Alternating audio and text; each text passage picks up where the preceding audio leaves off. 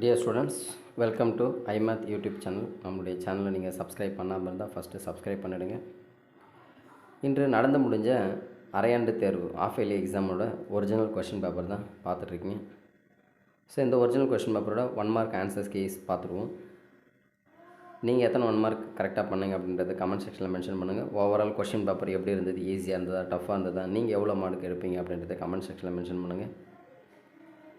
1 மார்க்கோட answers எல்லாமே நம்ம tick பண்ணி அண்டர்லைன் பண்ணியிருப்போம். ஸோ அதை வச்சு நீங்கள் கரெக்டாக வந்து ஐடென்டிஃபை பண்ணிக்கலாம் எந்த கொஷின்ஸ் கரெக்ட் அப்படின்றது.